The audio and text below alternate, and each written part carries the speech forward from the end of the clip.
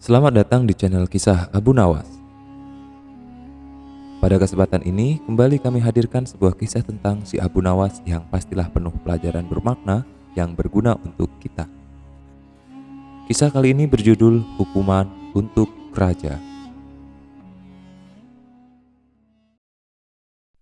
Suatu ketika, sepulang dari ladang, Abu Nawas terkaget-kaget melihat rumahnya yang sudah porak-poranda.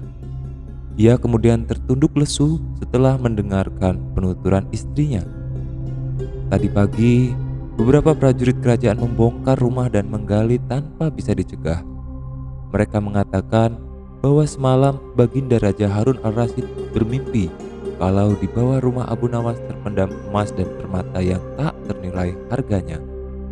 Sehingga mereka pun kemudian tanpa izin melakukan penggalian di rumah Abu Nawas untuk mencari emas dan permata itu. Meski para prajurit itu tak menemukan apapun setelah menggali, namun mereka mengatakan bahwa raja berjanji akan mengganti kerugian yang diderita Abu Nawas karena rumahnya yang telah dihancurkan. Meskipun begitu, Abu Nawas tetap tak terima di dalam hatinya.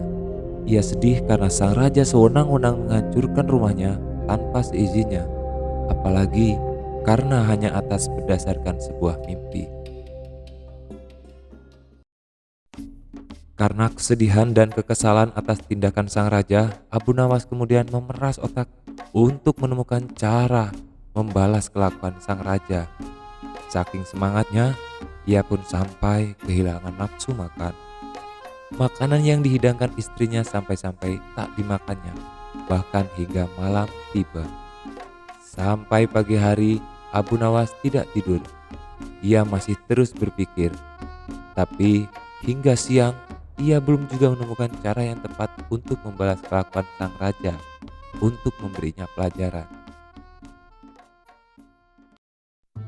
Sore harinya ketika Abu Nawas hendak mandi, Abu Nawas melihat lalat-lalat mulai menyerbu makanan yang disajikan dari kemarin oleh istrinya di dapur. Makanan itu sudah mulai basi dan dikerubungi lalat-lalat hijau. Dan setelah melihat hal itu, Abu Nawas tiba-tiba tertawa dengan sangat riang gembira. "Istriku, tolong ambilkan kain penutup untuk makananku dan sebatang besi," kata Abu Nawas kepada istrinya. "Untuk apa?" tanya istrinya. "Membalas Baginda Raja," jawab si Abu Nawas. Dengan muka berseri-seri setelah mandi, Abu Nawas berangkat menuju istana.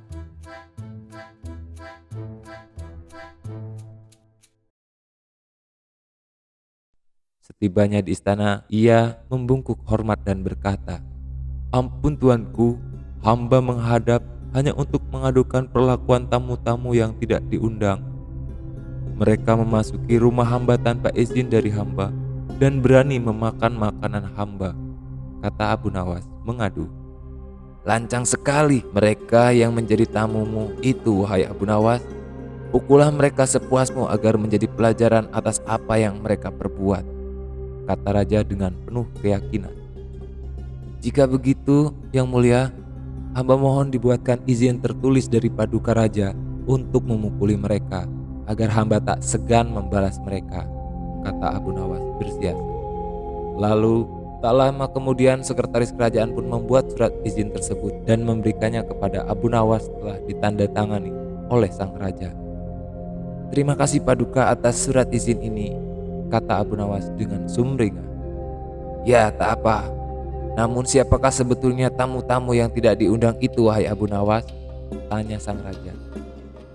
"Lalat-lalat ini, tuanku," jawab Abu Nawas seraya menunjukkan piring makanan yang dibawanya tadi. Tanpa menunggu lama lagi, Abu Nawas kemudian mulai mengusir lalat-lalat di piringnya hingga mereka terbang dan hinggap di sana-sini.